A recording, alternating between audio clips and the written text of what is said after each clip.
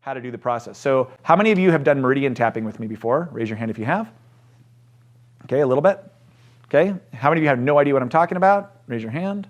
Okay, let's do a short, I'm going to do a short overall history and demo. I'll keep the history short, and then we're going to move into how to apply it with probably more precision than any of you have seen me teach, okay? Because I want you guys working with precision when you're working with people. Is that all right? So meridian tapping really came from the work of Roger Callahan. And Roger Callahan, who's heard of Roger Callahan? Raise your hand. Okay. Callahan was a clinical psychologist that worked in Southern California. This is back in the late 1960s. He was working with a medical doctor, James Diamond, who is exploring. Diamond was a psychiatrist that was exploring acupuncture meridians for emotional release work. Is that what it's called, the Diamond approach? There's a Diamond approach, yep, and that is based, same guy, yep. The Diamond approach is based off of James Diamond's work. He writes a book, Life Energy, and the other book is escaping me right now, but two famous books on energy medicine using the acupuncture meridians.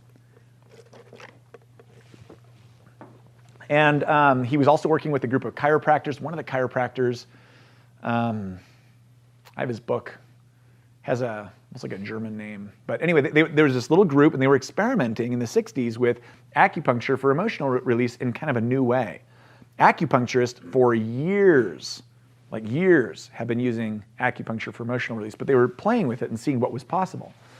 Callahan did not necessarily feel comfortable using needles to needle his patients, and so being a psychologist, right, didn't really have a license for that either. And so what he would do is he would stimulate the acupuncture points lightly with tapping motions, like this. The first patient that he has of record, her case name is Mary. I don't know what her real name is. But Mary was an intense water phobic. And she had such an intense phobia of water that she literally had not been able to shower for years, right? Yeah, she would sponge bath and develop migraines from seeing the water on the sponge. That's how intense her water phobia was. Who thinks that's a problem? Raise your hand if that's a problem, right? Yeah, yeah, that's a stinky kind of problem to have, right, as it turns out. So she was coming into Callahan's office, and she'd been working with him for 2 years with exposure therapy. Exposure therapy is where you gradually and systematically expose someone into their fear. And she shows up one day and she says, from what I understand of the case, she says, Callahan, I don't care what we do today, but we're not going out to the pool to dip my feet in the pool because I develop migraines and I hate it. And I've been doing this for 2 years and this is stupid. I still can't put my feet in the water without a migraine. So what else can we do? And he's like, well, I've been experimenting with this acupuncture methodology. I've been, just doing some practice cases, but if you want to go ahead and do these tools, I'd be more than happy to show you how. She said yes. And so he ran her through a tapping sequence where they tapped on acupuncture meridians, meridian points. And within 10 minutes, she was feeling a lot better. She said, I am feeling great. And he said, to challenge her, he said, well, could you go and put your feet in the water? And she said, I think I could. And he goes, great, I'll meet you by the pool in a minute. He was gathering his stuff to track her exposure therapy. When he comes back to the pool, she is standing at the edge of a diving board at the deep end of the pool, like doing this, right? Like she's gonna jump in. And he's like, stop! You don't know how to swim, right? Which had been part of the problem, right? And she's all, whoa, reality check, right? And she was getting ready to just dive in. And he's like, what in the world just happened? He goes, are you okay? And she goes, I'm fine. I don't feel any fear of the water. And he goes, well, when you come, and he had her put her feet in. She was fine. He goes, well, let's test this in a week. He wasn't expecting this. So she comes back in a week and she's showered. Changes into a bathing suit, gets in the pool, dips herself in.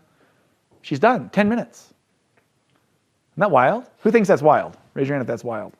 So this gave birth to what were first called the Callahan Techniques. He wrote a book called The 10-Minute Phobia Cure. And he went all over the country going on national television, curing people's phobias on live TV. Right? Some of you may remember that. Some people may have seen video footage of it. You've seen some video footage of it? Yeah. And then he had a student, and his student's name, and this is just then I'll go quick with history. Callahan used a combination of muscle testing, fairly complex, and when I say complex, meaning fairly complex affirmations and protocols that would say, okay, if you have this kind of phobia, you're going to tap these points in this sequence. He had a student come along named Gary Craig. Gary Craig looked at some of Callahan's assumptions and says, do you have to do things this way, right? Actually, he was an engineer by training. Of course. Of course. And as an engineer, he says, do you have to do it this way, or can you simplify it? Gary Craig simplified Callahan's techniques and developed a thing called the emotional freedom technique. Who's heard of the emotional freedom techniques? Okay. Who's had training in the emotional freedom techniques? Okay, a few of you. Good. And that exploded out. I think more people are aware of Gary Craig's work than they are of Callahan's work, even though Callahan was Craig's teacher. And both have amazing material. I use stuff from both of them. Then along comes a student of Gary Craig named Robert Smith. And Robert Smith looks at Gary Craig's system and says, do you need to do everything that Gary Craig says you need to do? Right? Not an engineer, but an engineering mind, right? And he stripped away a bunch of other things that Gary Craig said were necessary and has fantastic results. And that's what I'm going to be teaching you Robert Smith's work. It's called Faster EFT. Have you studied it? No.